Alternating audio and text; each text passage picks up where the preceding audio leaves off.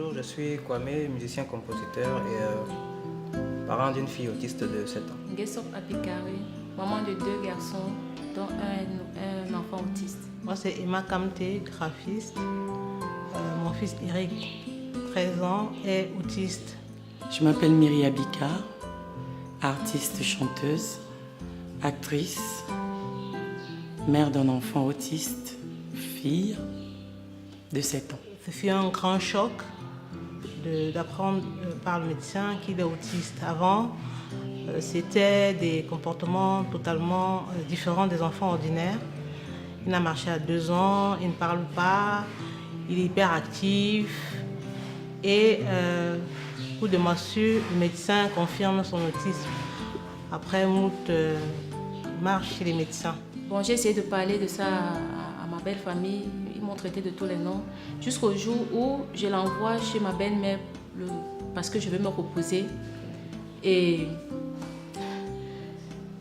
l'enfant, il a fait les selles sur lui. Et ma belle m'a traîné pour enlever. Et il a retiré de lui-même, puis commencé à se oindre et puis manger.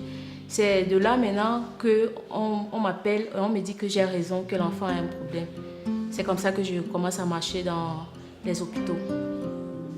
Quand j'ai su que ma fille était autiste, enfin, c'était comme si j'avais perdu toute ma vie. Parce que quand on fait un enfant, on se projette dans le futur avec lui, on imagine son avenir et là, subitement, tu te rends compte que ce ne sera pas ça. Il va falloir envisager le futur autrement parce que l'autisme, c'est un combat de vie. C'est quand on te dit du jour au lendemain, vous accouchez votre enfant, on te dit il sera comme ça toute la vie, sauf les rééducations et tout. Il n'aura pas de famille, il n'aura pas d'enfant. D'après, pour lui, pour son cas, d'après ce qu'on me dit. Parce que jusqu'à présent, il a 6 ans et demi, il ne parle pas, il est toujours un enfant sale. C'est-à-dire, je mets toujours les couches sur lui. Quand vous dites que votre enfant ne sera pas comme les autres, ne sera presque jamais comme les autres, c'est totalement un choc, c'est un mot nouveau, c'est un mot inconnu et ça fait très mal. J'ai passé pratiquement 2 semaines à pleurer tous les jours. Si tu me disais bonjour en gros, je pleurais. Mais bon, c'était très dur. Mais avec le temps et avec l'espoir qu'une prise en charge bien organisée peut permettre à l'enfant de devenir totalement autonome, on se calme et puis on fait le deuil et on se met au travail. Kemwe, scénariste, réalisatrice, productrice et actrice de films. Salut, moi c'est Bélan Serge John, acteur de cinéma. Je m'appelle Emi Dani Bassong, je suis actrice de cinéma. Mon nom c'est Nadine Monero, maquilleuse professionnelle et actrice. L'autisme nous concerne tous, parce que déjà c'est un handicap et c'est un trouble comportemental qui est sévèrement lié au développement, au caractère, au comportement. J'entends parler de l'autisme la première fois en 2016, le mercredi 14 décembre, mercredi 14 décembre 2016. Quand je m'apprêtais à sortir mon premier film, Effet Boomerang, j'ai rencontré Tata Karine Ngessop. Je voulais l'inviter à l'avant-première de mon film. Elle m'a dit qu'elle ne pouvait pas venir parce qu'elle a un enfant autiste. Au départ, je ne savais pas ce que c'est. Je n'avais jamais même entendu parler d'autisme. Grâce à Noël Kemwe qui a écrit un film sur cet handicap, vraiment, ça m'a donné une orientation que j'avais jamais perçue. Pour être sincère, il y a de cela encore quelques semaines, je n'avais encore jamais entendu parler de cette maladie. C'est dernièrement que j'ai rencontré Noël Kemwe et qui m'a fait comprendre que voilà, elle écrit un film sur l'autisme. Je me suis intéressée, mais l'autisme c'est quoi en fait? C'est un titre que tu as juste trouvé comme ça pour parler d'une gangrène de la société ou bien autre chose. Et puis elle m'a fait comprendre que non, l'autisme c'est une maladie, un handicap plus précisément, qui atteint beaucoup d'enfants.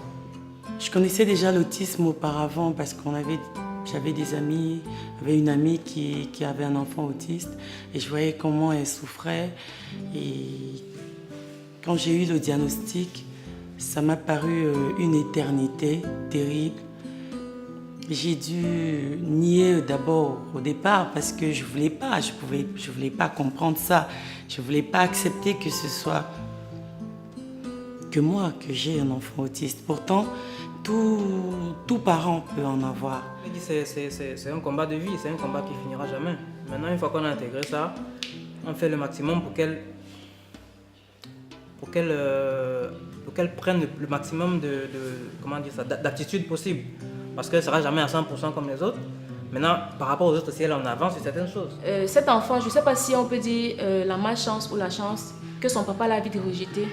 Parce qu'après ça, quand on découvre qu'il est autiste, le médecin nous fait savoir qu'il n'y a pas un médicament pour ça. Il faut juste la rééducation. Dans notre contexte, dans notre pays, la prise en charge est hyper chère. Et seulement, il y a un manque d'effectifs. Donc, pour trouver des personnes disponibles, capables d'accompagner l'enfant, ce n'est pas du tout évident. Et la plupart de nos établissements scolaires ne font pas l'éducation inclusive. Du coup, on est obligé de se rabattre dans les centres spécialisés qui ne sont pas du tout à la portée de chacun d'un Camerounais moyen. Déjà pour arriver à la scolariser, c'était pas évident. Elle a été refusée dans beaucoup d'écoles parce que les gens ne comprennent pas, les gens ont peur, on se dit, on ne sait pas ce que c'est en fait. Donc elle a été refusée dans beaucoup d'écoles et ça a été un grand soulagement pour nous que cette école-là ait pu l'accepter et elle a effectivement beaucoup progressé là-dessus. Bon, je suis allée dans certaines écoles que je voyais ça bien par rapport à lui. J'ai essayé d'en parler à son papa qui déjà rejetait. Bon, moi, à mon niveau, j'ai essayé d'aller dans certaines écoles. C'était pas très adapté. Bon, maintenant, il est à la maison. Il n'est pas suivi, il est là. Ce qu'on ne dit pas, c'est que les enfants qui sont souvent très intelligents, sont souvent très performants dans certains domaines. Maintenant, bien évidemment, sur le plan cognitif, par exemple, pour apprendre, c'est parfois compliqué d'apprendre certaines choses par rapport aux autres enfants. Maintenant, il y a d'autres domaines aussi où, par exemple, elle est en avance. Par exemple, en ce moment, elle est en classe de CIL. Elle a 7 ans, mais elle est à la CIL. Et elle en avance sur la lecture par rapport aux autres enfants de l'école. Ils ont souvent un peu plus d'intelligence et un peu moins dans certaines choses. Donc, j'aimerais que chacun regarde chez lui, autour de lui, s'il a un enfant qui se comporte différemment, qu'il accepte cet enfant et qu'il essaye de ne pas juger ceux qui sont leurs géniteurs. Endurer, ce n'est pas du tout facile, c'est un problème très sérieux. Ces femmes-là sont souvent traitées de mamans qui laissent les enfants faire tout et n'importe quoi. Donc du coup, ce n'est pas du tout facile pour les mamans qui sont souvent jugées alors que les gens ne comprennent pas du tout le problème, ce qu'elles vivent au quotidien avec ces enfants. Ma famille n'accepte pas encore vraiment cette maladie. Parce qu'on est toujours en train de le traiter comme les autres enfants. J'ai beau dire que non, cet enfant, tout ce qu'il fait, il ne sait pas ce qu'il est en train de faire, mais ma famille ne comprend pas. Sans compter les autres personnes, quand je prends le taxi et tout, personne n'accepte sa maladie. Dans notre contexte actuel, encore, l'autisme est un mythe. Donc, autour de soi, on a même peur d'approcher l'enfant. Quand il va à l'église avec vous, quand on peut le porter, il a peur. Et puis, tout le monde se résigne là. Et on se demande, mais qu'est-ce qu'il y a l'enfant qui n'est pas comme les autres? Donc, du coup, ça fait peur aux gens. Et puis, les gens disent ce qu'ils veulent. On gagnerait plus à faire connaître aux gens ce que c'est plutôt que de cacher. C'est vrai, c'est pas évident. Dans la rue, tu te balades avec elle, les gens te regardent bizarre parce qu'elle réagit, elle est agitée et tout. Mais c'est mieux d'affronter ça plutôt que de cacher. On n'aide ni l'enfant ni soi-même, on n'aide personne.